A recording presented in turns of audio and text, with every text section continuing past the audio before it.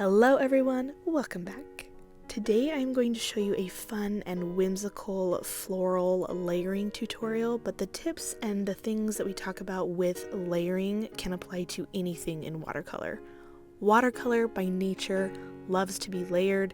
It is opaque when it is super highly pigmented, but it is really transparent when it is watered down, and so you just need to make sure that it is dry before you add another layer of color on top.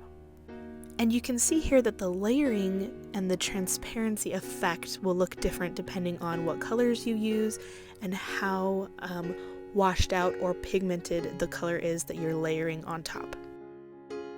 So for this particular project, I really like the look of layering these lighter colors on top of some of the darker colors for our flowers and our greenery. So I'm starting off with a bright pink called Opera Rose. It's a Winsor & Newton professional grade paint. I'm also using 140-pound cold press watercolor paper, and I'm painting some flowers, but I'm letting them be really kind of sparse. A petal here and a petal there, because when we layer more petals on later, they will fill in those gaps, and so I'm just kind of spacing them out. So I let that dry, and now I am adding my dark green greenery, and again the leaves are kind of spread out. There are not as many as I would typically do because I will be layering and adding more leaves after these ones dry in the lighter green color. When painting leaves, I like to use the very tip of my brush and then push down to use more of the body of my brush to form the middle of the leaf. One other trick that I have too is when you're painting lines or you're going in and maybe you're unsure about what to paint, is to do a small, quick stroke, because you can always go back and add more color and more detail after. Now we're going to start layering the colors on the flower, and I'm using a very light pinky orange color to fill in these gaps that we left for these layered petals.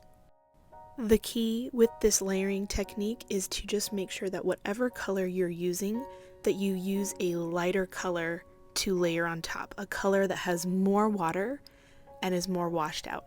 Because when you do that, you get these really nice transparent layers where you can see the bright pink underneath. So now we are going to layer our bright green leaves over the top of our bluish green leaves. You can paint these leaves however you want. You can paint some that are not layered, but I like layering as many leaves on top of each other as I can, layering them over the pink of the flower, anything to give it that textured, transparent, really beautiful layered look.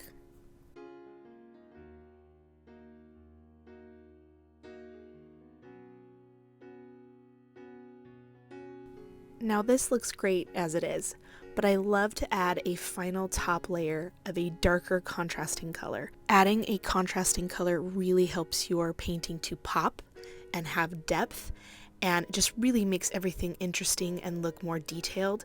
The trick with adding the contrasting color though is to not add too much. You still want the star of the show to be those initial light transparent layers.